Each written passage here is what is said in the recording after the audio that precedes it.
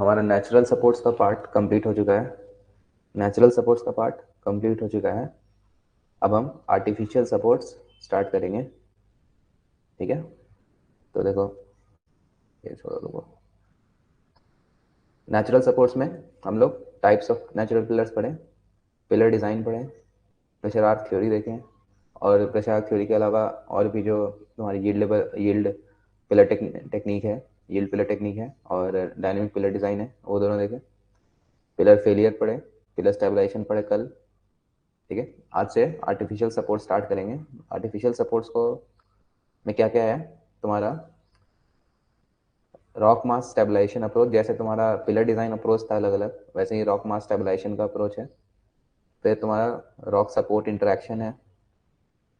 Rock support interaction मतलब rock और support, तुम्हारा रॉक और सपोर्ट आपस में कैसे इंटरेक्ट करता है।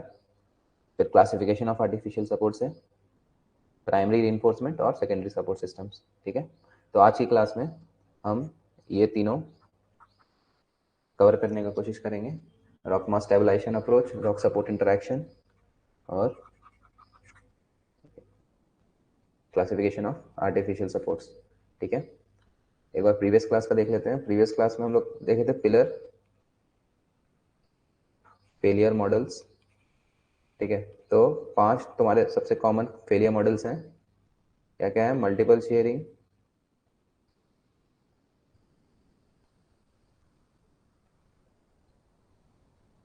मल्टीपल शेयरिंग,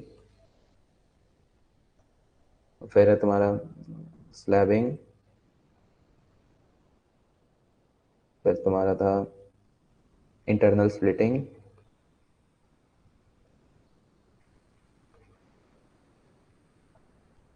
स्पालिंग और सिंगल शेयर।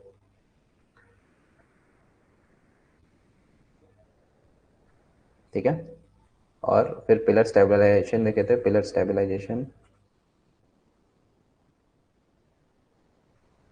पिलर स्टेबलाइजेशन में 2 तरीके थे। एक था तुम्हारा स्टोइंग या बैक फिलिंग का, और एक था तुम्हारा बोल्टिंग का। ठीक है, यहाँ पे मैं एक माइंड मैप, जैसे जो प्रीवियस क्लास में कर जो भी दिखाते हैं ना, तो एक तरह से तुम माइंड मैप बना सकते हो कि हाँ ये टॉपिक्स पढ़ा हुआ है हमारा। ठीक है, तो एक बार बस तुम्हारे माइंड में लाने के लिए सब बातें दोबारा से लिख रहे हैं। ठीक है, फिर जो हम स्टोइंग देखे थे, स्टोइंग या बैक फिलिंग एक ही बात है, एक बात नहीं है। ठीक है, स्टोइंग क्या है? बाहर से मटेरियल आते हैं, बैक फिलिंग में इन सीटू मटेरियल को ही अंदर फिल करते हैं। ठीक है, तो ये क्या करता है? ये क्या करता है? ये provides lateral provides lateral confinement, है ना। तुम्हारा फिलिंग मटेरियल क्या करता है? तुम्हारे पिलर को लैटरल कन्फाइनमेंट सिग्मा 3 देता है। ठीक है, और सपोर्ट को सपोर्ट करता है रूफ को, सपोर्ट्स द रूफ। ठीक है, ये भी 2 तरह से कर सकते थे, वन साइड स्टोइंग या बोथ साइड स्टोइंग, बोथ साइड स्टोइंग। ठीक है, बोल्टिंग, बोल्टिंग जो था तुम्हारा, बोल्टिंग क्या करता है? ये इम्प्रूव करता है तुम्हारे रॉक के स्ट्रेंथ को, इम्प्रूव रॉक स्ट्रेंथ, और रिड्यूसेस रॉक मूवमेंट। ठीक है, कस देता है उसको। बोल्टिंग के अलावा भी और ऑप्शन है हमारे पास। बोल्टिंग तो रॉक बोल्ट्स तो हैं ही, लेकिन इसके अलावा हम वायर मेश यूज़ कर सकते हैं। ठीक है, वायर रोप्स यूज़ कर सकते हैं। ठीक है, ग्राउटेड रॉक बोल्ट्स यूज़ कर सकते हैं। ठीक है, ये था हमारा नेचुरल सपोर्ट्स का कहानी खत्म यहाँ पे। अब स्टार्ट करते हैं स्टार्टर कंट्रोल का ही दूसरा मॉड्यूल, आर्टिफिशियल सपोर्ट्स। ठीक है, तो सबसे पहले थोड़ा सा इंट्रोडक्शन आर्टिफिशियल सपोर्ट्स का। हमारा artificial supports are made up of wood, steel, glass fibre reinforced plastic, GRP बोलते हैं इसको। मतलब ये प्लास्टिक ही होता है, लेकिन प्लास्टिक में इसमें थोड़ा ग्लास का कंटेंट भी एडेड रहता है, ठीक है। तो glass fibre reinforced plastic, GRP bolts आजकल यूज होते हैं माइंस में। Concrete and brick, artificial supports are made up of wood, steel, glass fibre reinforced plastic, GRP, concrete and brick, ठीक है। तो सबसे पहले देखो, वुडन सपोर्ट्स, अगर तुम आज से 40-50 साल पहले की बात करो तो सबसे ज़्यादा वुडन सपोर्ट्स यूज होते थे। वुडन सपोर्ट्स यूज होते थे सबसे पहले, क्योंकि उसका क्या क्या एडवांटेज था। Advantage of wooden supports are light weight, मतलब वेट कम होता है एज कम्पेयर टू स्टील। लकड़ी का वेट कम होता है, light weight. Ease of handling, ठीक है, उसको आराम से दो लोग उठा के लेके जा सकते हैं अंदर, ठीक है। पावर सपोर्ट को कोई देखे उठा के ले जा रहा है ठीक है, वुडन सपोर्ट्स को क्या है, दो लोग कंधे पे लेके जा सकते हैं। तो ईज ऑफ हैंडलिंग, ठीक है। वुड जो है तुम्हारा कैन बी इजिली कट, ठीक है, उसको अपने हम वुड को अपने रिक्वायर्ड शेप और साइज के हिसाब से हम उसको काट सकते हैं। और सबसे इंपॉर्टेंट एडवांटेज क्या था वुडन सपोर्ट्स का, कि it gives visual and Audible science before failure, ठीक है। वो ऐसे ही बिना कुछ साइंस दिए नहीं टूटता, ठीक है, एब्रप्टली नहीं टूटता कुछ। या तो विजुअल इंडिकेशन देता है या कुछ ऑडिबल इंडिकेशन देगा, ठीक है। ऑडिबल मतलब जैसे तुमको कुछ सुनाई देगा टूटने ऐसा, ठीक है। टूटने से पहले थोड़ा सा तुमको आवाज आएगा कि हाँ ये टूटने वाला है, या फिर उसका साइड से फ्लेक्स निकलने लगेगा तो तुमको लगेगा हाँ ये टूट सकता है, ठीक है।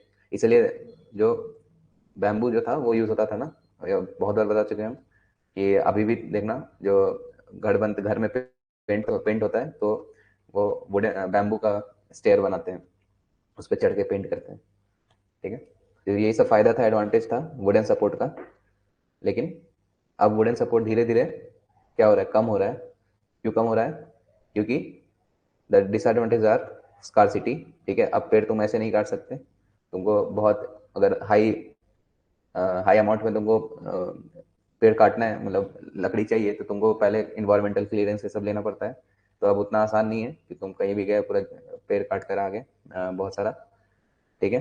लकड़ी कॉस्ट बढ़ रहा है, ठीक है, क्योंकि वुड का सप्लाई कम हो रहा है, ठीक है। सप्लाई कम हो रहा है तो कॉस्ट ज़्यादा आ रहा है, ज़्यादा हो रहा है। और अंडरग्राउंड इन्वायरमेंट क्या करता है, क्या होता है, जैसे अंडरग्राउंड तुम्हारा, अंडरग्राउंड कोल माइंस में तुम्हारा वाटर बहुत ज़्यादा यूज़ होता है, ठीक है। तुम्हारा जो भी ड्रिलिंग होता है, ड्रिलिंग में तुम्हारा पानी का यूज़ होता है, ठीक है। तुम्हारा जो लॉन्ग वॉल माइन है, तो लॉन्ग वॉल में जो शेयरर है, तो शेयरर भी क्या होता है, उसमें भी जेट स्प्रेस लगा रहता है, ठीक है। क्योंकि ताकि हम हीट को कम कर सकें, जो तुम्हारा जो भी कटिंग मशीन्स है ना अंडरग्राउंड में, तो वो सब में वो वाटर जेट्स लगे रहते हैं कूल करने के लिए बिट को। बिट को, जो तुम्हारा ड्रिलिंग बिट है उसको कूल करने के लिए वाटर जेट्स लगे रहते हैं। तो उसकी वजह से क्या होता है, तुम्हारा काफ़ी पानी बहुत ज़्यादा रहता है। खासकर लॉन्ग वॉल में देखोगे, लॉन्ग वॉल में घुटने घुटने भर तक पानी रहता है गेट्स में, ठीक है। तो ये तो उसकी वजह से क्या होता है, तुम्हारा जो वुड है या टिम्बर, वुड या टिम्बर, ठीक है, इसको टिम्बर एक ही बात है, वुड बोलो या टिम्बर बोलो, ऑल्सो कॉल्ड टिम्बर। ये क्या होता है, पानी की वजह से डिग्रेड हो सकता है ना, पानी की वजह से सड़ सकता है तुम्हारा लकड़ी। तो इसीलिए ये जो डिसएडवांटेजेस हैं वुड के, scarcity, cost and degradation in underground environment,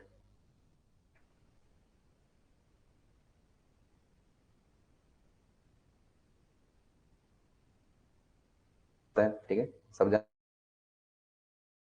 greater mechanical strength and durability, ठीक है। स्टील सपोर्ट्स का क्या एडवांटेज है वुडन सपोर्ट्स पे, कि उनका स्ट्रेंथ ज्यादा होता है, greater mechanical strength, and they are more durable. Durable करने का मतलब वही है, वो डिग्रेड नहीं होता जल्दी। स्टील जो है तुम्हारा, वो वुड मतलब डिग्रेड तो वो भी होगा, स्टील भी तुम्हारा रस्ट हो सकता है, लेकिन ये उतना जल्दी नहीं होगा जितना जल्दी वुड हो जाता है, ठीक है।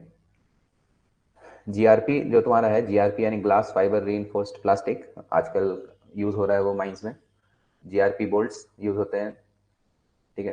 तो जीआरपी कहाँ यूज होता है, जहाँ मैकेनिकल एक्सकवेशन हो रहा है, जहाँ मैकेनिकल एक्सकवेशन हो रहा है, यानी कि रोड हेडर, कंटिन्यूस माइनर, या टीवीएम। टीवीएम होता है तुम्हारा टनल बोरिंग मशीन, ठीक है, टनल बोरिंग मशीन। ये सिविल सिविल का मशीन है, टनल बनाते हैं ना, टनल बनाने के लिए यूज होता है। जैसे कंटिन्यूस माइनर से हम एक्सकवेट करते हैं कोल को, वैसे ही जो मैकेनिकल वे है टनल बनाने का वो टीबीएम के थ्रू है, टनल बोरिंग मशीन। तो जहाँ पे मैकेनिकल एक्सकवेशन हो रहा है वहां पे हम जीआरपी यूज करते हैं। ठीक है। कंक्रीट और ब्रिक कहाँ यूज करते हैं? Concrete and bricks are used for जो हमको परमानेंट स्ट्रक्चर्स बनाने के हैं, जैसे वॉल्स हो गया, वाटर डैम हो गया, शेल्टर्स हो गया। अंडरग्राउंड में जो परमानेंट स्ट्रक्चर्स बनाने होते हैं ना, वहां पे तुम्हारा कंक्रीट या ब्रिक्स होता है, यूज होता है। जैसे या फिर स्टॉपिंग, ये तो सपोर्ट है। अगर वेंटिलेशन में बात करें, वेंटिलेशन में स्टॉपिंग्स बनाते हैं ब्रिक्स से। ठीक है। तो ये सब था तुम्हारा introduction. Artificial supports, would, steel, GRP, concrete या ब्रिक का बना होता है। पुराने ज़माने में वुडन सपोर्ट ज़्यादा यूज होते थे क्योंकि वो लाइट वेट थे, उनको हैंडल करना आसान था, उनको अपने डिजायर्ड शेप एंड साइज में कट कर सकते हैं, और वो फेलियर से पहले साइंस देते हैं। ठीक है। डिसएडवांटेज क्या है उसका कि आज अब तुम उतना आसानी से लकड़ी तुम काट नहीं सकते। ठीक है। तुमको अगर हाई हाई स्केल पे करना है तो तुमको इन्वायरमेंटल क्लियरेंस चाहिए, ये सब बहुत दिक्कत है। तो स्कार्सिटी हो गया वुड का, उतना आसानी से नहीं जैसे। और फिर तुम्हारा जैसे पहले घरों में भी, दो गांव के घर थे वहाँ पे लकड़ी पे खाना बनता था, तो अब वो भी हर जगह वो तुम्हारा एलपीजी आ गया है। तो स्कार्सिटी हो गया है वुड का। ठीक है।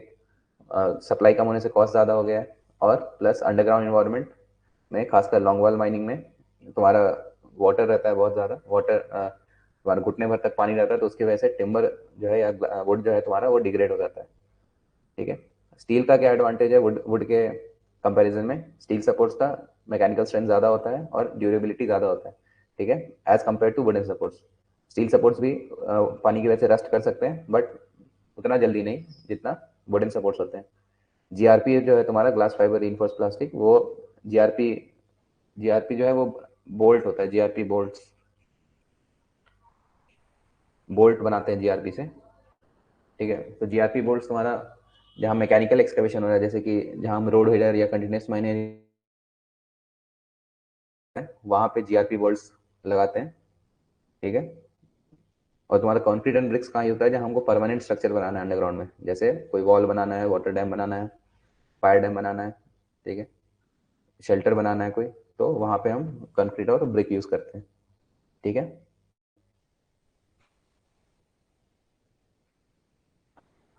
अब आते हैं रॉक मास स्टेबलाइजेशन अप्रोच पे।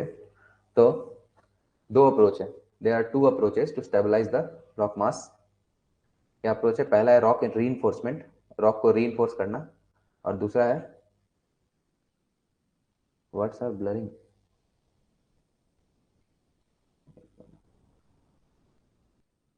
देखो,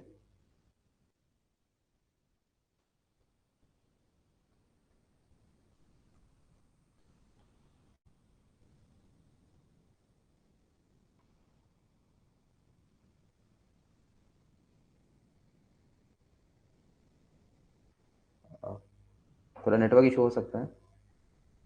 ठीक है। बाकी देखो, ब्राइटनेस बढ़ा के देखो, ब्राइटनेस बढ़ा के देखो अपने फ़ोन का।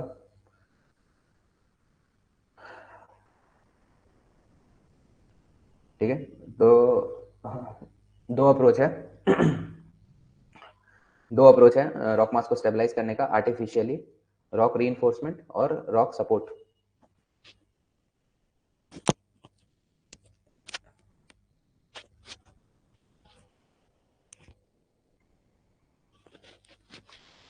हाँ, दो अप्रोच है, रॉक रीइंफोर्समेंट और रॉक सपोर्ट।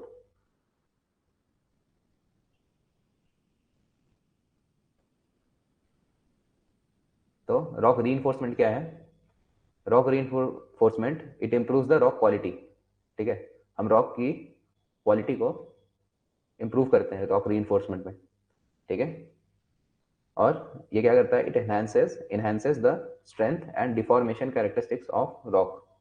मतलब एक तरह से हम रॉक का जो इनहेरेंट प्रॉपर्टीज है, रॉक का जो इनहेरेंट प्रॉपर्टीज है, उसका स्ट्रेंथ है, उसका शियर स्ट्रेंथ है, उसका टेंसाइल स्ट्रेंथ है, उसका कंप्रेसिव स्ट्रेंथ है। ठीक है। इलास्टिक मॉड्यूलस है। ये सब जो है हम इम्प्रूव करते हैं रॉक रीइंफोर्समेंट में। रॉक रीइंफोर्समेंट टेक्निक में हम रॉक की जो इनहेरेंट प्रॉपर्टीज हैं, जैसे कि उसका स्ट्रेंथ हो गया, उसका इलास्टिक मॉडुलस हो गया, ये सब हम इम्प्रूव करते हैं। ठीक है, इसका एग्जाम्पल क्या है? Roof bolts, cable bolts, grouting, roof stitching. ठीक है, ये सब में क्या होता है, हम रॉक की क्वालिटी को इम्प्रूव करते हैं। जैसे रूफ बोल्टिंग में क्या है, रूफ बोल्ट में हम बोल्ट करते हैं जब, तो बोल्ट करते हैं तो क्या होता है, तुम्हारा जो जो कल बता रहे थे हम, तुम्हारा जो फ्रैक्चर, साइड वाला फ्रैक्चर है, साइड है, वो जो तुम्हारा कोर है, पिलर का कोर, तो उससे क्या होता था, बाइंड हो जाता था। तो रूफ बोल्ट में भी वही होता है। रूफ बोल्ट में जो तुम्हारा इमीडिएट रूफ है, तो रूफ भी दो तरह का होता है।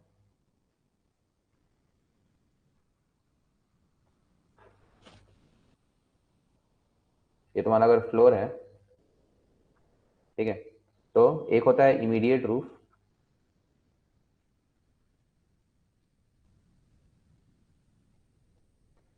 इमीडिएट रूफ, और एक होता है मेन रूफ। ठीक है, तो तुम्हारा मान लो ये एक्सकेवेशन लाइन है तुम्हारा, यहाँ पे तुम एक्सकेवेट कर रहे हो, तो 0.5 से 1 मीटर तक का जो डिस्टेंस होता है, 0.5 से 1.5, ठीक है, वो तुम्हारा इमीडिएट रूफ होता है। और वहाँ एक्सकेवेशन लाइन से 3 मीटर या उससे ज़्यादा पे, 2 से 3 मीटर पे तुम्हारा मेन रूफ होता है। ठीक है, तो जो तुम्हारा इमीडिएट रूफ है, जो तुम जैसे लॉन्ग वॉल माइनिंग कर रहे हो, ठीक है, यहाँ पे शेयर चला रहे हो तुम, तो जो तुम्हारा इमीडिएट रूफ है ना, वो थोड़ा freshly expose roof, immediate roof जो होता है वो थोड़ा ज़्यादा डिफॉर्म्ड होता है। ठीक है, मेन रूफ थोड़ा इंटैक्ट होता है। ठीक है, मेन रूफ थोड़ा ज़्यादा इंटैक्ट होता है।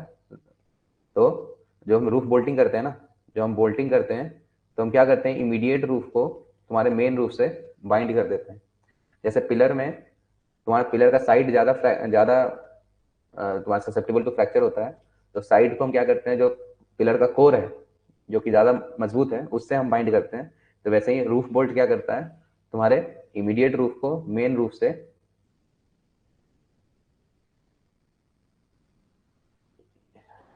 अब कैसे देखो, मेन रूफ तुम्हारा, जो तुम्हारा रूफ है ना, इमीडिएट रूफ, जैसे मतलब तुम एक्सकेवेट किए ना, तुम अगर एक्सकेवेट किए, तो एक्सकेवेट करने के जहाँ पे, जैसे मान लो लॉन्ग वॉल का फेस है, तो लॉन्ग वॉल के फेस से, मतलब लॉन्ग वॉल का जो फ्लोर है, रूफ है, लॉन्ग वॉल के रूफ से लेके,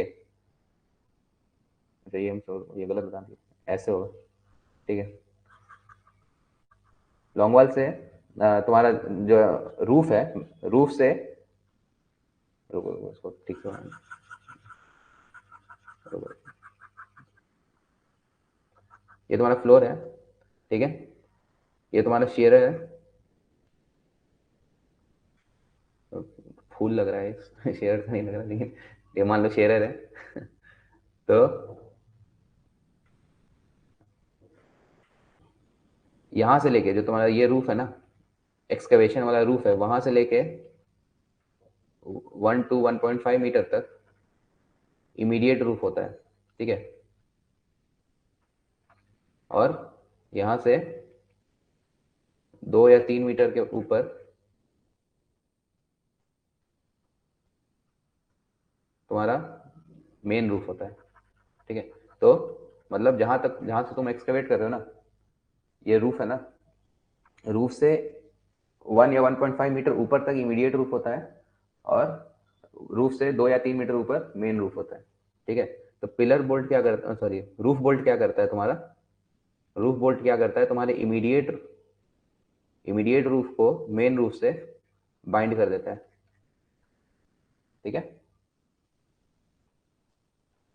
तो मेन रूफ क्या है, इमीडिएट रूफ तुम्हारा ज्यादा, जैसे पिलर में साइड ज्यादा फ्रैक्चर होता है, वैसे ही रूफ पे इमीडिएट रूफ ज्यादा फ्रैक्चर होता है, क्योंकि वो शेयरर के ज्यादा पास है। ठीक है, कटिंग, जहाँ कटिंग हो रही है उसके ज्यादा पास है इमीडिएट रूफ, तो वो ज्यादा डिफॉर्म्ड होता है। ठीक है, और मेन रूफ तुम्हारा मोर कम्पिटेंट होता है as compare to immediate roof, more competent. तो क्या करता है, इमीडिएट रूफ को मेन रूफ से बाइंड कर देता है। ठीक है, तो इससे क्या होता है, तुम्हारा इमीडिएट रूफ का जो स्ट्रेंथ है वो भी इंप्रूव होता है। ठीक है, तो यही रॉक रीइंफोर्समेंट है। रॉक रीइंफोर्समेंट में क्या करते हैं हम, रॉक की क्वालिटी को इम्प्रूव करते हैं, उसके स्ट्रेंथ को एनहांस करते हैं, ठीक है, उसके डिफॉर्मेशन कैरेक्टरिस्टिक्स वही होते हैं, इलास्टिक मॉडुलस, पॉइसन रेशियो, ये सब, तो इनको इम्प्रूव करता है।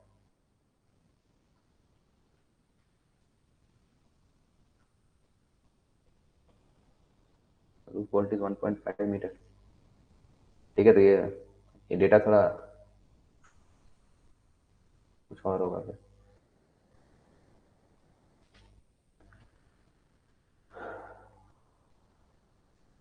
ठीक है, ये रीडिंग हो सकता है कुछ और हो, एग्जैक्ट देखना पड़ेगा। 0.5 से 1 मीटर होगा फिर, और ये 1 to 3 होगा, ऐसा होगा। केबल बोल्ट का लेंथ तो ज़्यादा होता है, ठीक है। ये पता नहीं, ये शायद हम गलत लिखे हो, मतलब जो डिस्टेंस लिखे हम, ये हो सकता है आधा मीटर आगे पीछे हो, ठीक है, बस ये इतना। लेकिन ये बात सही है कि जो रूफ बोल्ट है वो क्या करता है, इमीडिएट रूफ को मेन रूफ से बाइंड कर देता है, बाइंड करता है, ठीक है। तो ये बात हमारा रॉक रीइंफोर्समेंट टेक्निक। इसमें क्या क्या आ जाता है, roof bolting, cable bolting, grouting, roof stitching, shotcrete, shotcrete भी इसी में आता है, ठीक है। नहीं, शॉर्टक्रीट नहीं आता है, roof bolt, cable bolt, grouting और रूफ स्टिचिंग, ये सब आ गया तुम्हारा रॉक रीइंफोर्समेंट टेक्निक। फिर है तुम्हारा रॉक सपोर्ट। एक था तुम्हारा रॉक रीइंफोर्समेंट, फिर है रॉक सपोर्ट। रॉक सपोर्ट क्या है, they are direct support elements installed at the surface of the excavation. जो हम जहाँ पे एक्सकेवेट कर रहे हैं उसके सरफेस पे जो हम सपोर्ट इंस्टॉल करते हैं वो होता है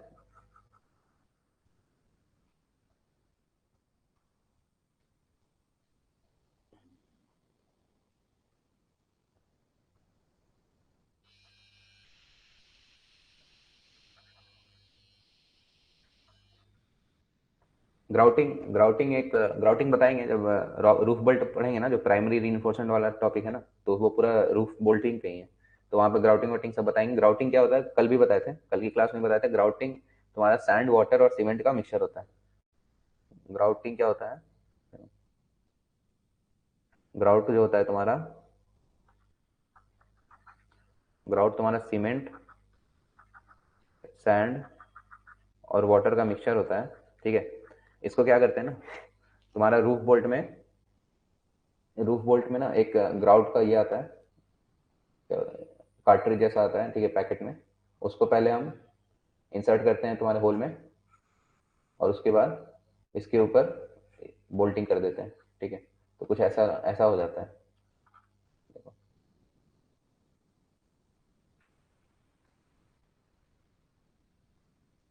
ये तुम्हारा रूफ बोल्ट है, तो ग्राउट जो है ना तुम्हारा, वो ऐसे साइड्स में रहता है, ग्राउट। तो ये क्या करता है, एक तरह से सीमेंट जैसा काम करता है ये। जैसे सीमेंट होता है ना, सीमेंट कैसे वो घर बनाते हैं, तो जो ब्रिक्स को बाइंड करता है ना तुम्हारा सीमेंट, तो वैसे ही रूफ बोल्ट को तुम्हारे रॉक मास से बाइंड करता है ग्राउट।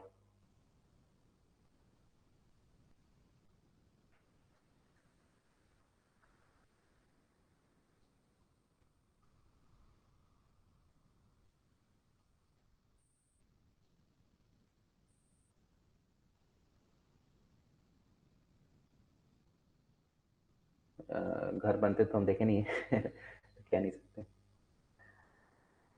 वो एक, हाँ, वो एक ऐसा इस तरह का पैकेट में आता है ग्राउट तुम्हारा।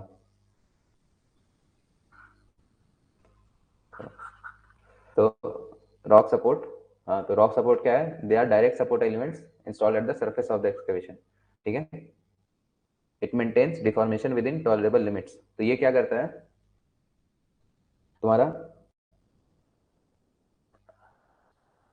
जो रॉक सपोर्ट है वो रॉक की प्रॉपर्टीज को इनहेंस नहीं करता, वो बस डिफॉर्मेशन को टॉलरेबल लिमिट्स तक रखता है, ठीक है।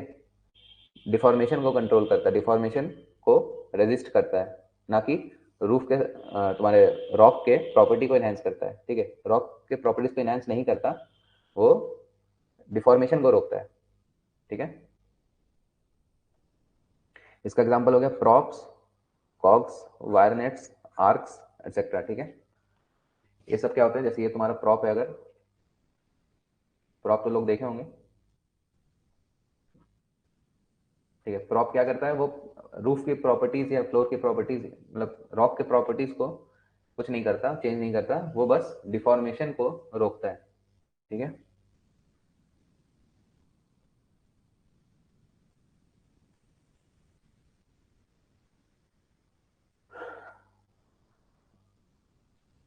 ठीक है, तो ये दो तुम्हारे रॉक मास स्टेबलाइजेशन अप्रोच है, रॉक री और रॉक सपोर्ट।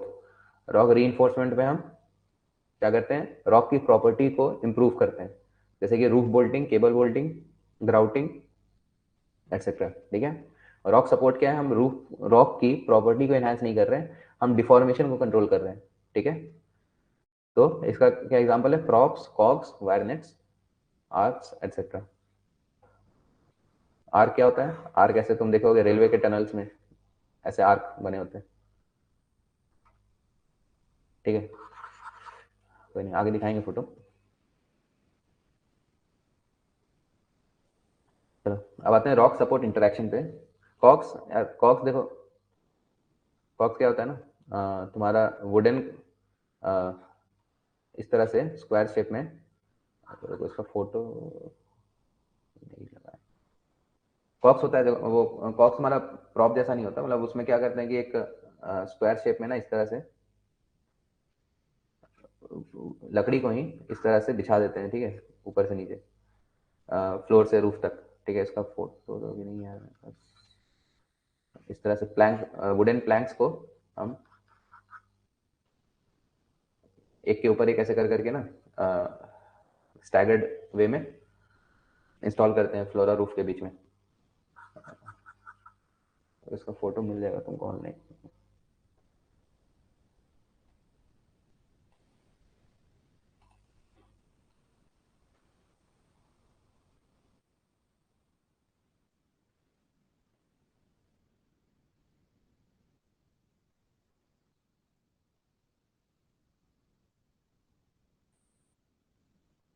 चेकमेट नहीं,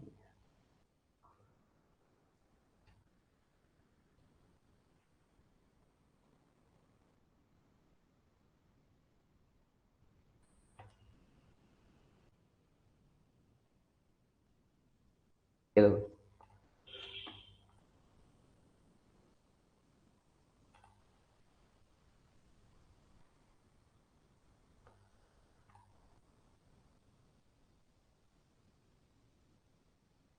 ये देख रहा है?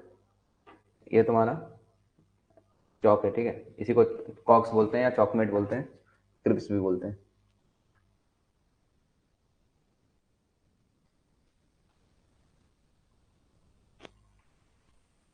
ठीक है,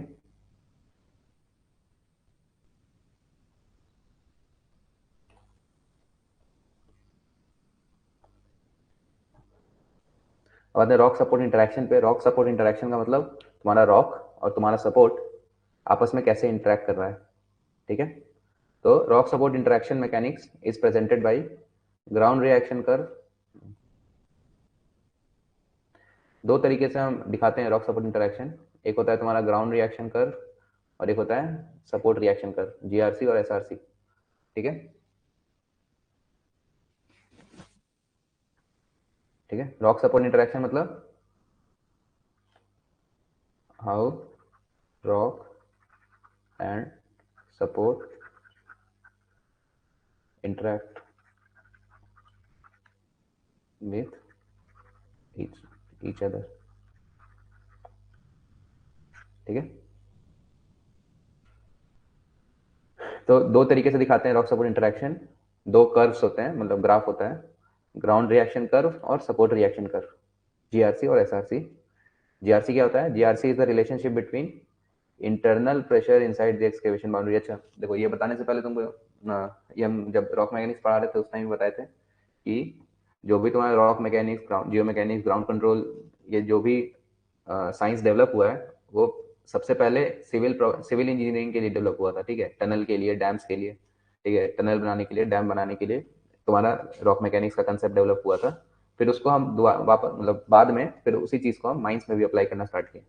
ठीक है, तो जो भी तुम्हारा अर्लियर कंसेप्ट है ना, जो भी पुराने कंसेप्ट दिखेंगे तुम्हारे रॉक मैकेनिक्स के, ठीक है, वो तुम्हारा सिविल इंजीनियरिंग मतलब सिविल इंजीनियरिंग के रिलेटेड काम के लिए, जैसे कि टनलिंग के लिए, जैसे तुम्हारा जो स्ट्रेस अराउंड ओपनिंग चैप्टर था रॉक मैकेनिक्स में, वो पूरा पूरा तुम्हारा टनलिंग के लिए बना था। ठीक है तो ये जो ये जीआरसी एसआरसी है ना, ये रॉक सपोर्ट इंटरेक्शन, ये भी टनलिंग के लिए। ठीक है, लेकिन इसको हम माइंस में भी इसका यूज करते हैं। तो ये internal pressure inside the excavation boundary का क्या मतलब है कि जब हम टनल बनाते हैं ना, ठीक है, टनल टनल बनाते हैं तो जो मेरा इंटरनल प्रेशर है टनल के अंदर, ठीक है, वो pressure internal pressure inside the excavation boundary and the deformation of the walls of the excavation. Deformation मतलब मान लो कोई टनल बनाओगे तुम, तो इंटरनल प्रेशर तो होगा ही, पहले तो एक्सटर्नल प्रेशर होगा, है ना, इसको इन सीटू स्ट्रेस लगेगा चारों तरफ से, तो ये डिफॉर्म होगा। ठीक है, तो ये टनल थोड़ा डिफॉर्म होगा।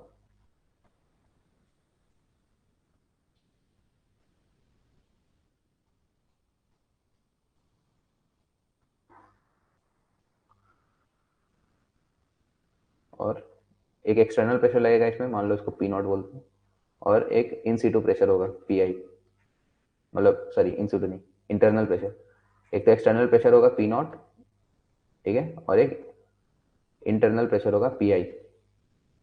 ठीक है, और जो डिफॉर्मेशन होगा ना, रेडियल, जो भी डिफॉर्मेशन मेजर करते हैं रेडियल डायरेक्शन में करते हैं, मतलब ये रेडियस के अलॉन्ग, रेडियल मतलब रेडियस के अलॉन्ग, ये तुम्हारा डिफॉर्मेशन होगा, यू से रिप्रेजेंट करते हैं यू। ठीक है, पी आई हो गया तुम्हारा इंटरनल प्रेशर, और यू हो गया तुम्हारा डिफॉर्मेशन ऑफ द वॉल। ठीक है, तो जीआरसी क्या होता है, तुम्हारा जो इंटरनल प्रेशर है एक्सकेवेशन के अंदर में, जो प्रेशर है एक्सकेवेशन के अंदर में, जो इंटरनल प्रेशर है वो, और जो तुम्हारा डिफॉर्मेशन हो रहा है वॉल्स का ड्यू टू एक्सटर्नल प्रेशर, ठीक है, उनके बीच का रिलेशन बताता है जीआरसी।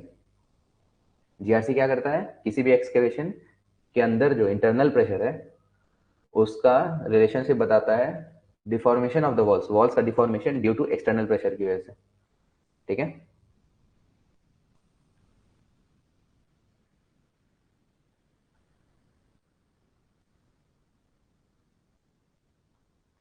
वही एसआरसी क्या होता है, SRC is the relationship between support pressure and strain of the support.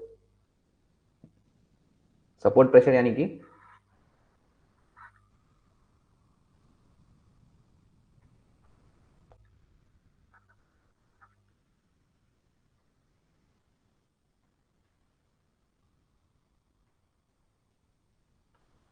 तो मान लो ये सपोर्ट है, ठीक है, तो ये सपोर्ट कितना प्रेशर दे रहा है रूफ पे, ठीक है, इसको बोलते हैं सपोर्ट प्रेशर। और ये तुम्हारा सपोर्ट प्रेशर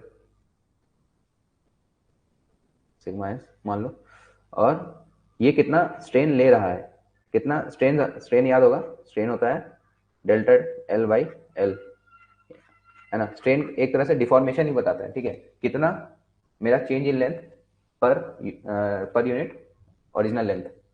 ठीक है, तो एक तरह से ये डिफॉर्मेशन ही बता रहा है, डिफॉर्मेशन ही बता रहा है ये भी। स्ट्रेन भी क्या बताता है, डिफॉर्मेशन।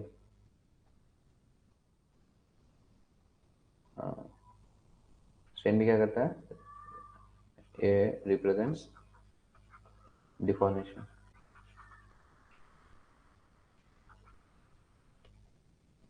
ठीक है, तो एक तो ये सिग्मा एस, ये जो सपोर्ट तुम्हारा रूफ पे लगा रहा है, और एक सिग्मा वी जो तुम्हारा इस पर लग रहा होगा। ठीक है, तो ये दोनों के इसके वजह से, मतलब रिजल्टेंट की वजह से, जो तुम्हारा सपोर्ट है, ये चीज बताओ, जो तुम्हारा सपोर्ट है वो क्या होगा, थोड़ा डिफॉर्म होगा, थोड़ा डिफॉर्म होगा, डेल्टा एल। ठीक है, और ये इसका ओरिजिनल लेंथ है एल। ठीक है, तो सपोर्ट रिएक्शन कर्व एसआरसी क्या बताता है, सपोर्ट प्रेशर यानी तुम्हारा सपोर्ट कितना प्रेशर दे रहा है रूफ पे, और सपोर्ट खुद कितना डिफॉर्म हो रहा है। कितना स्ट्रेन आ रहा है सपोर्ट में, उसका रिलेशन बताता है, ठीक है। जीआरसी क्या करता है, इंटरनल प्रेशर पी आई और तुम्हारे जो यू डिफॉर्मेशन है, रेडियल डिफॉर्मेशन है तुम्हारे एक्सकवेशन का, उन दोनों के बीच का रिलेशनशिप बताता है। और एसआरसी तुम्हारा सपोर्ट प्रेशर, और यानी सपोर्ट प्रेशर यानी कि सपोर्ट कितना प्रेशर लगा रहा है रूफ पे, और स्ट्रेन ऑफ द सपोर्ट यानी स्ट्रेन कितना है तुम्हारे सपोर्ट में, स्ट्रेन कितना आ रहा है यानी डिफॉर्मेशन कितना आ रहा है, ठीक है। तो ये जीआरसी एसआरसी देखो कैसा होता है।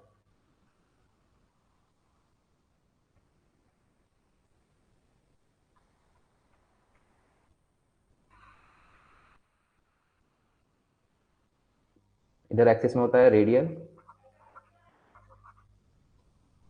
सपोर्ट प्रेशर,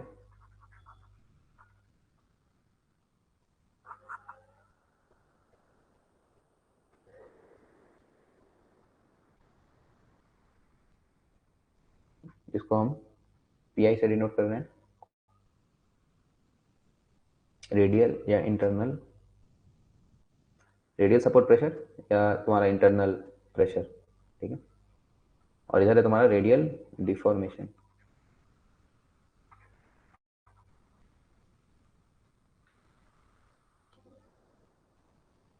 इसको हम यू से रिप्रेजेंट कर रहे हैं, ठीक है।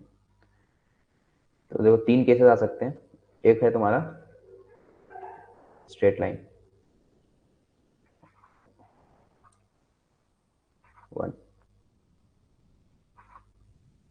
वन क्या है, ये जो लाइन है रेडियल सपोर्ट प्रेशर का, ये होता है आइडियल एक्सकवेशन के लिए। आइडियल एक्सकवेशन मतलब जब हम कोई ब्लास्टिंग वास्टिंग नहीं कर रहे हैं, ठीक है। आइडियल एक्सकवेशन के लिए बताता है जब मेरा मटेरियल क्या हो, चाइल हो। चाइल और डाइन हम दो चीज बताए थे पहली ही क्लास में रॉक मैकेनिक्स के। चाइल होता है तुम्हारा continuous homogeneous isotropic linearly elastic, ठीक है। चाइल और डायन। तो रॉक मास कभी चाइल नहीं होता, ठीक है। कोई भी अर्थ मेड मटेरियल, नेचुरल मटेरियल कभी चाइल नहीं होता, वो डायन होता है, ठीक है। डायन मतलब चाइल का उल्टा, डिसकंटिन्यूस इनहोमोजेनियस एनआइसोट्रोपिक नॉन इलास्टिक, ठीक है।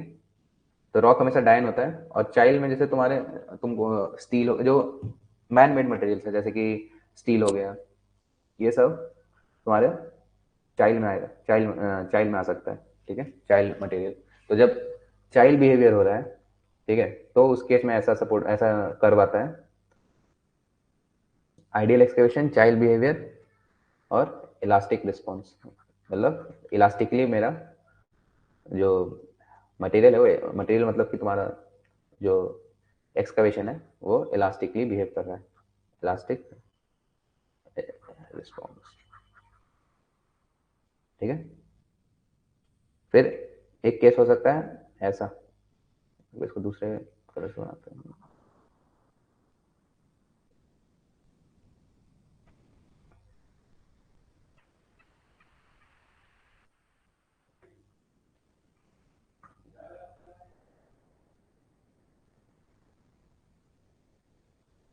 ये क्या है, 2 नंबर जो है तुम्हारा सेकंड कर्व जो है वो है तुम्हारा हाई क्वालिटी ब्लास्टिंग के लिए। हाई क्वालिटी ब्लास्टिंग मतलब कि जब तुम्हारा डिफॉर्मेशन ये सब कंट्रोल्ड में है, कंट्रोल्ड ब्लास्टिंग हो रहा है, ठीक है। जब डिफॉर्मेशन कंट्रोल में है तुम्हारे, तो उस केस में ऐसा ऐसा करवाएगा हाई क्वालिटी ब्लास्टिंग के लिए, ठीक है।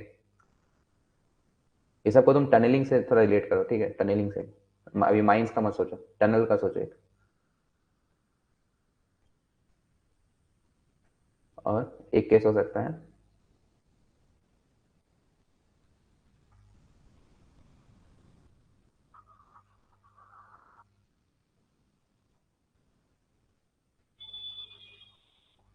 ऐसा।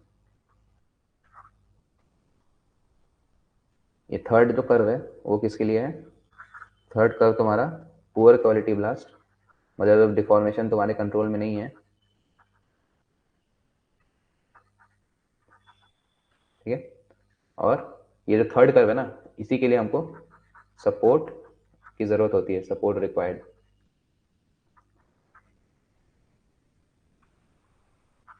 जो तुम्हारा फर्स्ट और सेकंड कर्व है उस केस के लिए हमको अलग से आर्टिफिशियल सपोर्ट देने का जरूरत नहीं है, ठीक है।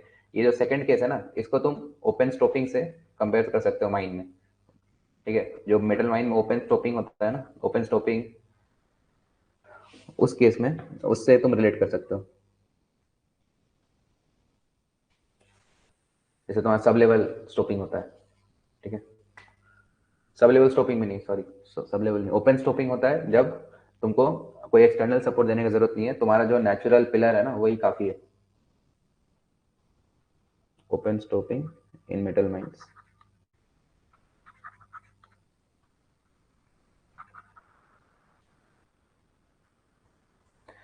ठीक है, तो ये वाला जो कर्व है ना, थर्ड कर्व, ये तुम्हारा जो ऐसे कर्व होता है ना उसके लिए हमको अलग से सपोर्ट की जरूरत होती है। बाकी फर्स्ट और सेकंड जो है वो विदाउट सपोर्ट, सब विदाउट सपोर्ट काम चल सकता है उनका, ठीक है।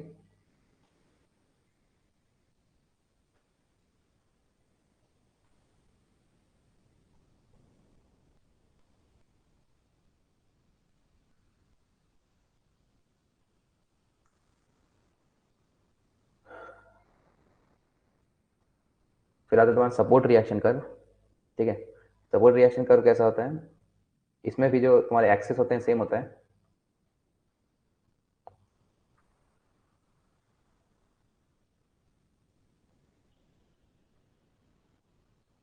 इधर आता है तुम्हारा रेडियल सपोर्ट प्रेशर। रेडियल क्यों हो रहा है सब कुछ, क्योंकि टनल बोले ना, टनल को इमेजिन करो, एक टनल को इमेजिन करो, ठीक है, ये सब टनल के लिए है। तो अलोंग द रेडियस, ठीक है, रेडियल, तो जो भी डिफॉर्मेशन होगा, प्रेशर होगा, वो हम रेडियस के डायरेक्शन में मेजर करते हैं, इसलिए रेडियल प्रेशर, रेडियल डिफॉर्मेशन, ठीक है।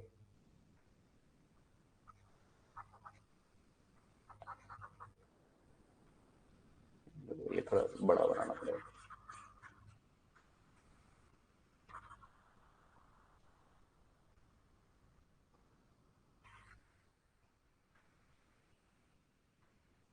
ये हमारा रेडियल सपोर्ट प्रेशर,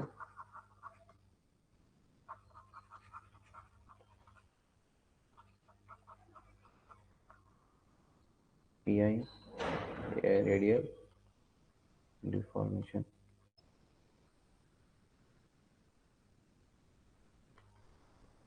ठीक है। तो सपोर्ट हमको किसके लिए जरूरत है, ये थर्ड कर्व के लिए, ठीक है। इस कर्व के लिए हमको सपोर्ट की जरूरत है, ठीक है। तो पहले इसका जीआरसी बना लेते हैं, थर्ड वाला, थर्ड जो तुम्हारा ये है।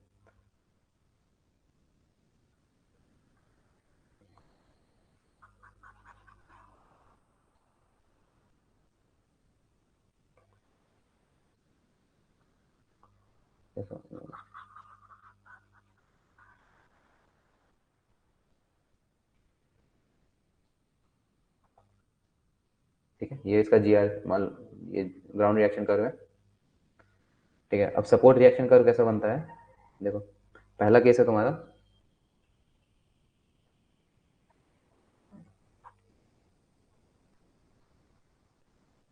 ये एक, ठीक है। ये वन क्या है, वन है तुम्हारा, जब हम डिफॉर्मेशन देखो, रेडियल डिफॉर्मेशन यहाँ पे जीरो है, ठीक है। डिफॉर्म अभी तक डिफॉर्म नहीं हुआ है, लेकिन डिफॉर्मेशन से पहले ही हम सपोर्ट इंस्टॉल कर दिए, ठीक है। ये सब ये जीरो है, जीरो जीरो, मतलब मेरा डिफॉर्मेशन कुछ नहीं हुआ है, फिर भी हम सपोर्ट इंस्टॉल कर दिए। ये एस आर सी है, ये वाली लाइन, ये जो, ये जो डॉटेड लाइन है, ये जीआरसी है उस एक्सकवेशन का। और ये वाली जो लाइन ना, ये उसका सपोर्ट रिएक्शन कर, सपोर्ट का एसआरसी है, ठीक है। तो फर्स्ट केस जो है वो है तुम्हारा कि हम इमीडिएटली सपोर्ट इंस्टॉल कर दिए, सपोर्ट इंस्टॉल्ड इमीडिएटली। क्यों इमीडिएटली हुआ, क्योंकि देखो अभी डिफॉर्मेशन जो है वो जीरो है, लेकिन हम तब भी सपोर्ट इंस्टॉल कर दिए, सपोर्ट इंस्टॉल्ड इमीडिएटली, ठीक है। और इस केस में नो डिफॉर्मेशन हुआ है, अभी तक डिफॉर्मेशन नहीं हुआ है, लेकिन हम सपोर्ट इंस्टॉल कर दिए, ठीक है।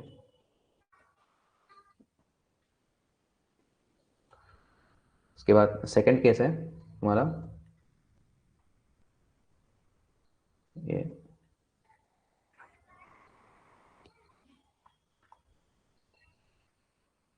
सेकंड केस क्या है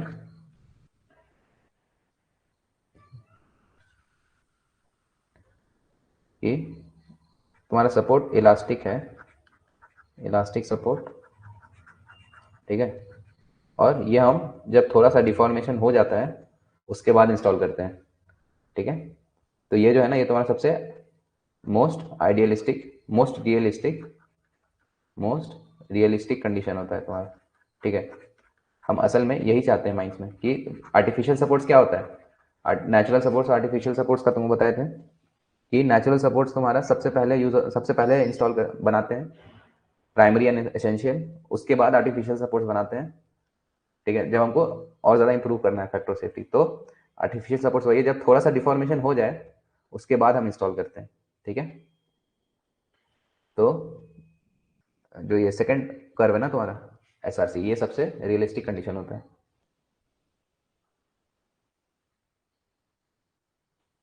तो थर्ड केस है,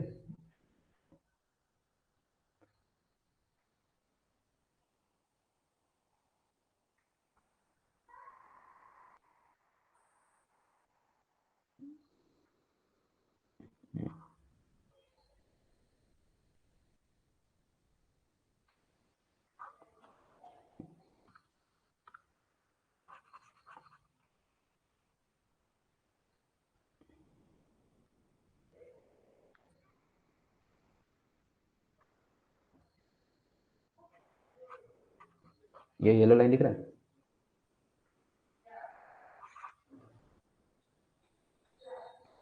ये थर्ड कर्व है तुम्हारा। ये क्या है, तुमको बताए थे कि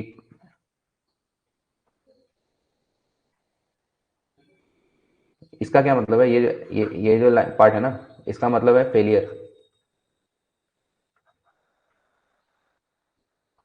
ठीक है। तो ये थर्ड जो कर्व है, ये होता है तुम्हारा इनसफिशिएंट सपोर्ट, मतलब तुम्हारा सपोर्ट जो है, सपोर्ट देने से पहले ही क्या हुआ, फेल कर गया, फेल्स बिफोर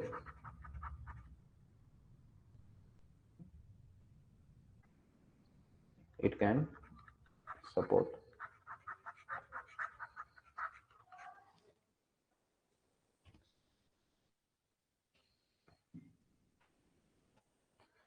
ठीक है, फेलियर कैसे देखो, इसका क्या हो रहा है, तुम्हारा डिफॉर्मेशन बढ़ता ही जा रहा है, इधर डिफॉर्मेशन है ना, इधर ये प्रेशर है, सपोर्ट प्रेशर बढ़ नहीं रहा लेकिन डिफॉर्मेशन बढ़ता जा रहा है, तो इसका मतलब क्या हुआ, तुम्हारा सपोर्ट फेल कर गया है,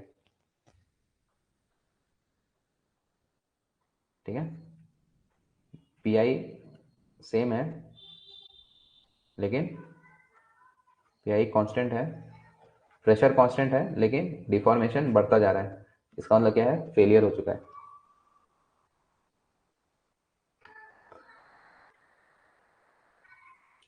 फिर एक चौथा केस है तुम्हारा,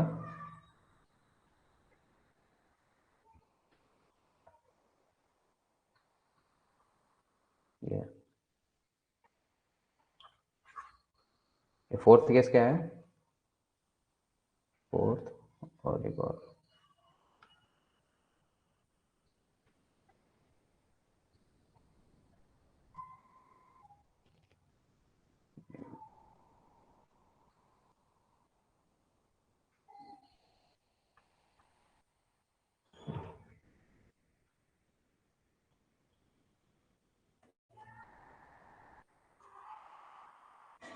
फोर्थ और फिफ्थ, ठीक है। ये जो दोनों ग्रीन कलर से बना है 4 और 5,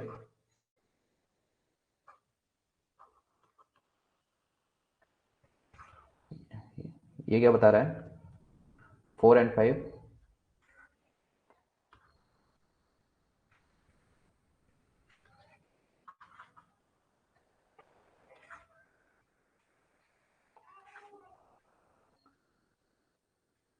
ये सपोर्ट जो है they lack in stiffness. Stiffness क्या होता है, स्टिफनेस रॉक मैकेनिक्स में बताया था, स्टिफनेस होता है, स्टिफनेस को हम डिटरमाइन करते हैं इलास्टिक मॉडुलस से, ठीक है। अगर कोई मटेरियल बहुत ज़्यादा स्टिफ है, इसका क्या मतलब हुआ, देखो, कोई मटेरियल बहुत ज़्यादा इलास्टिक है, बहुत ज़्यादा स्टिफ है, इसका क्या मतलब हुआ? अगर तुम्हारा जो स्ट्रेस स्ट्रेन कर्व होता है, तो स्ट्रेस स्ट्रेन कर्व में मान लो ऐसा कर्व है, तो स्ट्रेस स्ट्रेन कर्व का जो स्लोप होता है वो होता है इलास्टिक मॉड्यूलस। ठीक है, याद होना चाहिए सबको। तो अगर इलास्टिक मॉडुलस बहुत ज़्यादा है, मतलब स्लोप बहुत ज़्यादा है, तो इस केस में क्या होगा? इस केस में क्या होगा देखो, अगर बहुत ज़्यादा इलास्टिक मॉडुलस है, इसका मतलब कि मतलब तुम्हारा बहुत हाई, एक ऐसे मानो और एक ये मानो। ठीक है, तो देखो सेम सिग्मा के लिए, सेम स्ट्रेन के लिए एक में इतना डिफॉर्मेशन हो रहा है और दूसरे में इतना डिफॉर्मेशन हो रहा है। ठीक है, तो ये 1 और 2। ठीक है, तो स्टिफ कहने का मतलब है, स्टिफनेस का मतलब होता है, स्टिफनेस ज़्यादा है इसका मतलब इलास्टिक मॉडुलस ज़्यादा है, और इलास्टिक मॉडुलस ज़्यादा होने का मतलब है कि तुम्हारा बहुत ज़्यादा स्ट्रेन के लिए, बहुत ज़्यादा स्ट्रेस के लिए बहुत कम स्ट्रेन होगा। ठीक है, कोई चीज़ बहुत ज़्यादा स्टिफ है, इसका मतलब उसको तुम बहुत ज़्यादा स्ट्रेस दोगे तो भी वो बहुत कम डिफॉर्म होगा। ठीक है, तो यहाँ पे जो है one is more stiff, one is more stiff than, one is more stiff than two. ठीक है, क्योंकि वन में क्या है देखो, सेम सिग्मा के लिए, सेम सिग्मा आई मान लो, सिग्मा वन मान लो, कोई भी सेम सिग्मा के लिए इसमें डिफॉर्मेशन इतना आ रहा है और एक में डिफॉर्मेशन इतना ज़्यादा आ रहा है। ठीक है, तो कोई चीज़ बहुत ज़्यादा स्टिफ है, इसका मतलब कि वो बहुत ज़्यादा स्ट्रेस के लिए बहुत कम डिफॉर्म होता है। तो लैक इन स्टिफनेस मतलब बहुत कम स्टिफ है, क्योंकि देखो इनका क्या है, इनका ये स्लोप कम है। ठीक है, स्लोप कम है मतलब इलास्टिक मॉडुलस कम है, तो इलास्टिक मॉडुलस कम हुआ है, इसका मतलब कि ये बहुत छोटे स्ट्रेस के लिए बहुत ज़्यादा डिफॉर्म हो जाएगा। लैक इन स्टिफनेस का मतलब हुआ मोर डिफॉर्मेशन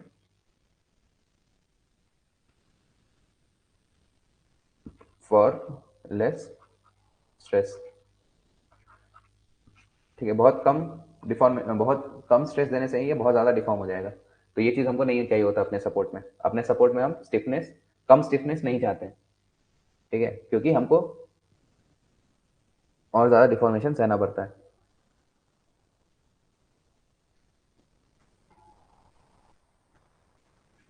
ठीक है, लैक इन स्टिफनेस। और ये देखो, ये बहुत ज़्यादा डिफॉर्मेशन के बाद तुम्हारे जीआरसी, जहाँ पे जीआरसी को इंटरसेक्ट कर रहा है एसआरसी, वो पॉइंट होता है मेरा सपोर्ट इंस्टॉलेशन का, सपोर्ट इंस्टॉलेशन नहीं, सॉरी, सपोर्ट फेलियर का। ठीक है, मतलब जब यहाँ पे ये 5, यहाँ पे 4 और 5 इतना दूर में इंटरसेक्ट कर रहा है ना, मतलब इतना ज़्यादा डिफॉर्मेशन हो जा रहा है मेरे एक्सकवेशन का, तब जाके ये सपोर्ट, इतना ज़्यादा डिफॉर्मेशन होने दे रहा है। ठीक है, तब ये सपोर्ट हम लगा रहे हैं। तो ये लैकिन स्टिफनेस, और हमारा जो वॉल्स है एक्सकवेशन का, वॉल्स ऑलरेडी फेल्ड।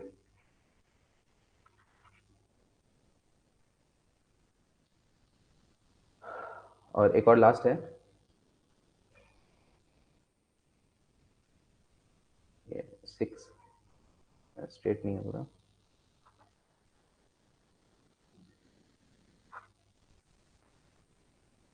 इसका क्या मतलब है कि बहुत लेट इंस्टॉल किए हम। ठीक है, इंस्टॉल्ड, सपोर्ट इंस्टॉल्ड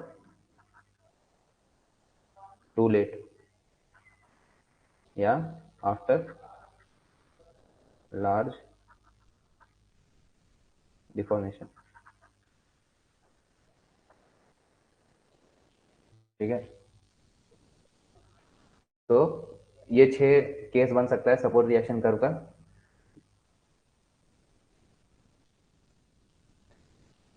इधर इधर तुम्हारा रेडियल डिफॉर्मेशन है, इधर सपोर्ट है, सपोर्ट प्रेशर है। ठीक है, ये फर्स्ट केस है, मतलब कि हम इमीडिएटली सपोर्ट इंस्टॉल कर लिए बिना कोई डिफॉर्मेशन हुए। सेकंड है तुम्हारा इलास्टिक डिफॉर्मेशन का, इलास्टिक सपोर्ट का, ये सेकंड कर्व।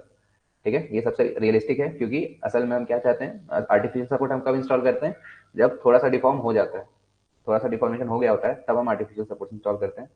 ठीक है, तो ये तुम्हारा सबसे आइडियलिस्ट, सबसे रियलिस्टिक कंडीशन होता है इलास्टिक सपोर्ट का। ठीक है, थर्ड है तुम्हारा इनसफिशिएंट सपोर्ट, क्योंकि ये तुम्हारा जीआरसी को इंटरसेक्ट करने से पहले ही फेल हो जा रहा है, ठीक है। तो ये सपोर्ट क्या है, इनसफिशिएंट है, ये सपोर्ट देने से पहले ही फेल हो जा रहा है। 4 और 5 जो है, 4 और 5 तुम्हारा क्या है, ये बहुत कम स्टिफनेस है इनमें। कम स्टिफनेस का मतलब कि ये छोटे से स्ट्रेस के लिए ज़्यादा डिफॉर्म हो जाते हैं। तो ये चीज़ हमको एक सपोर्ट के लिए नहीं चाहिए होता है। हम चाहते हैं कि मेरा सपोर्ट ज़्यादा स्टिफ हो, मतलब बहुत ज़्यादा स्ट्रेस पे बहुत कम डिफॉर्म हो। तो 4 और 5 क्या है, the lack in stiffness, stiffness. और क्योंकि ये बहुत ज़्यादा डिफॉर्मेशन होने दे रहे हैं, खासकर 5, देखो 5 जो है वो बहुत ज़्यादा डिफॉर्मेशन होने दे रहा है, ठीक है, यहाँ तक इतना डिफॉर्मेशन होने दे रहा है। तो इसलिए ये जो है मतलब सही नहीं है। एक सपोर्ट में हम ऐसा नहीं चाहते हैं। तो 4 और 5 क्या है, the lack in stiffness, stiffness and the walls have already failed. और जो 6 नंबर है, ये देखो हम इतना, जब मेरा इतना डिफॉर्मेशन हो गया तब जाके हम इसको इंस्टॉल ही किए। तो ये हो गया टू लेट टू इंस्टॉल, ठीक है, और after large deformation. Insufficient support का एग्जांपल क्यों, ये एग्जांपल सपोर्ट अलग अलग सपोर्ट नहीं है, ये एक ही सपोर्ट का अलग अलग केस है, ठीक है। अलग अलग कोई सपोर्ट, इनसफिशिएंट सपोर्ट हम क्यों इंस्टॉल करेंगे, इनसफिशिएंट सपोर्ट हम क्यों इंस्टॉल करेंगे जब हम जान रहे हैं, अगर हमको पता है कि मेरा सपोर्ट जो है वो पहले ही फेल हो जाएगा, तो हम उसको वैसा अलग से क्यों, वो इनसफिशिएंट सपोर्ट हम इंस्टॉल ही क्यों करेंगे। ये बोल रहा है ये अलग अलग केस हो सकता है एक सपोर्ट में, एक ही सपोर्ट के लिए ये ऐसा अलग अलग केस आ सकता है। अगर हम तुरंत इंस्टॉल कर दिए तो 1 नंबर, ठीक है, थोड़ा सा डिफॉर्मेशन होने के बाद इंस्टॉल किया और मेरा सपोर्ट इलास्टिकली बिहेव किया, तो ये 2 नंबर। और ये सबसे रियलिस्टिक कंडीशन होता है जो हम चाहते हैं, सबसे क्या बोलते हैं कि हम चाहते हैं कि ऐसा बिहेव करे मेरा सपोर्ट, ठीक है, तो वो सेकंड नंबर होता है। फिर थर्ड जो है वो इनसफिशिएंट सपोर्ट, मतलब सपोर्ट तुम्हारा सफिशिएंट नहीं था, तुम्हारा पहले ही फेल कर गया सपोर्ट देने से पहले ही। 4 और 5 नंबर क्या है, बहुत कम स्टिफनेस है इनमें, ठीक है, और ये बहुत ज्यादा डिफॉर्मेशन होने दे रहे हैं ये भी। और 6 के नंबर क्या है, 6 नंबर तुम्हारा बहुत लेट से इंस्टॉल ही किया, बहुत इतना ज्यादा डिफॉर्मेशन हो गया तब जाके हम इसको इंस्टॉल ही किए, ठीक है। तो ये 6 अलग अलग केस हो सकता है।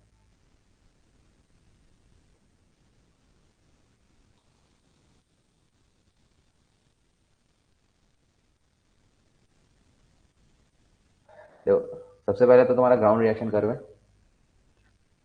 तो ग्राउंड रिएक्शन कर्व का 3 केस बनता है। एक तुम्हारा ऐसा स्ट्रेट लाइन, इसका क्या मतलब हुआ कि तुम्हारा एक्सकेवेशन क्या है, आइडियल है, मतलब आइडियली बिहेव कर रहा है। चाइल्ड बिहेवियर शो कर रहा है, चाइल्ड मतलब continuous, homogeneous, isotropic, linearly elastic और इलास्टिक रिस्पॉन्स दे रहा है, ठीक है। तो ये 1 नंबर, ये आइडियल कंडीशन हो गया एकदम। सेकेंड नंबर जो है वो है तुम्हारा हाई क्वालिटी ब्लास्टिंग, जैसे कि तुम्हारा ओपन स्टोपिंग होता है मेटल माइंस में, वहां पे, ठीक है। तो ये 2 केसेस में हमको सपोर्ट का जरूरत नहीं होता, आर्टिफिशियल सपोर्ट का जरूरत नहीं होता, ठीक है। और थर्ड नंबर है तुम्हारा पुअर क्वालिटी ब्लास्टिंग, जहाँ पे हमको सपोर्ट का जरूरत होता है, ठीक है।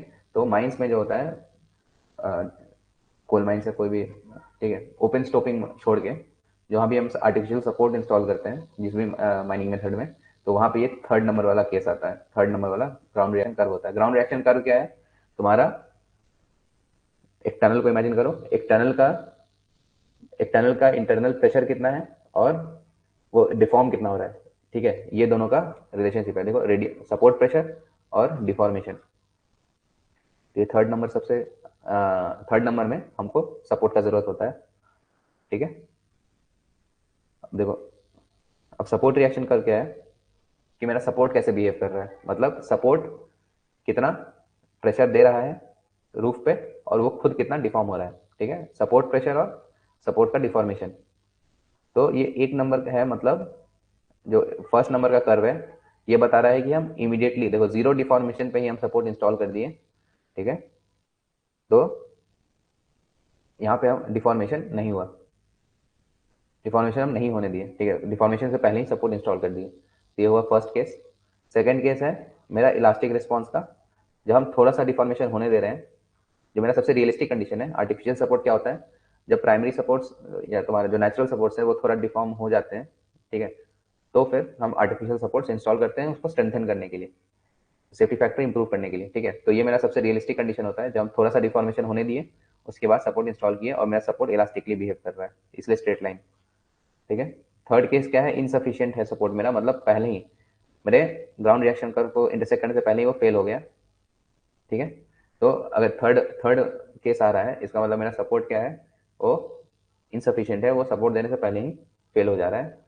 4 और 5 नंबर क्या है कि मेरा सपोर्ट जो है, ठीक, तो कोई भी तुम सपोर्ट इंस्टॉल किए उसके बाद ये प्रेशर, ये कर्व ड्रॉ, उसका कर्व तुम ड्रॉ किए तो कैसा कर्व आ रहा है ना, तो उस हिसाब से हम बताते हैं कि मेरा सपोर्ट कैसा बिहेव किया है। ठीक है, अगर ये पहला जैसा कर्व आ रहा है तो हम इसको इमीडिएटली वो कर दिए। सेकंड केस आ रहा है मतलब कि इलास्टिक रिस्पॉन्स हो रहा है। थर्ड केस मतलब इनसफिशियंट हो गया, मेरा सपोर्ट सपोर्ट कर ही नहीं पाया। 4 और 5 नंबर बता रहे हैं कि मेरा सपोर्ट क्या है, बहुत कम स्टिफ है, मतलब बहुत ज़्यादा डिफॉर्म हो जा रहा है बहुत कम स्ट्रेस के लिए।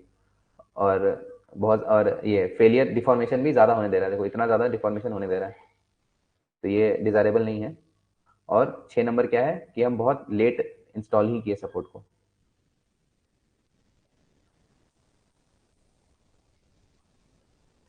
ठीक है, ये कर्व कैसे आ रहा है, ये कर्व आ रहा है कि हम कोई, मान लो टनल ही है, टनल में हम कोई सपोर्ट इंस्टॉल किए, ठीक है, सपोर्ट इंस्टॉल किए और फिर उसका हम कर्व बनाए।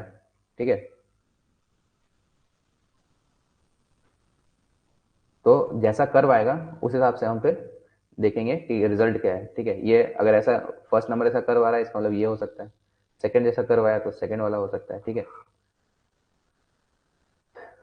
ये है तुम्हारा सपोर्ट रिएक्शन कर्व और ये था तुम्हारा ग्राउंड रिएक्शन कर्व। ठीक है, और टाइम टाइम भी हो गया है।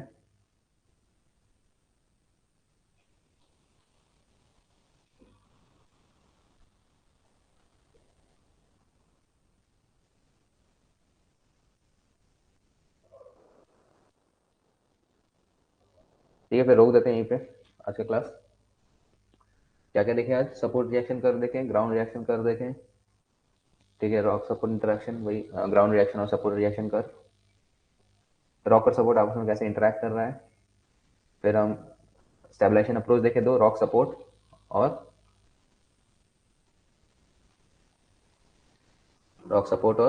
Rock reinforcement. ठीक है, और उसके बाद रॉक रीइंफोर्समेंट में क्या करते हैं, रॉक क्वालिटी को इंप्रूव करते हैं, रॉक सपोर्ट में डिफॉर्मेशन को कंट्रोल करते हैं, क्वालिटी को इंप्रूव नहीं करते। ठीक है, ये था इंट्रोडक्शन। ठीक है, तो आज तो ये तुम्हारा एक टॉपिक और करना था, क्लासिफिकेशन, तो वो तो नहीं हो पाएगा। ठीक है, कल की क्लास में देखेंगे, तो आज की क्लास में बस दो ही, ये दो ही हो पाया, ये दो ही हो पाया। ठीक है,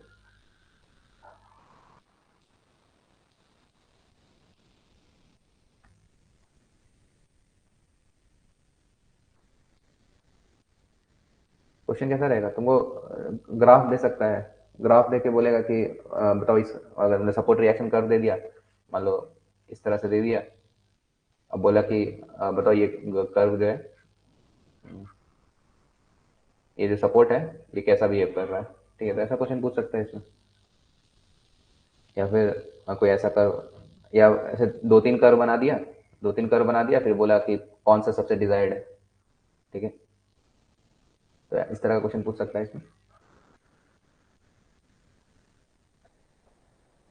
क्वेश्चन भी हम लोग देखेंगे। ठीक है, अभी थोड़ा टाइम दो हमको, क्वेश्चन भी हम देख रहे हैं, हम लोग बना रहे हैं।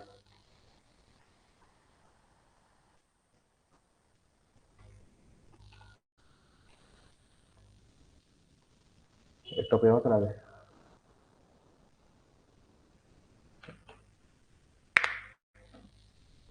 वो थोड़ा थ्योरेटिकल ज़्यादा होगा क्लासिफिकेशन, इसलिए छोड़ देते हैं, 1 घंटा हो भी गया है। ठीक है, खत्म करते हैं आज का क्लास।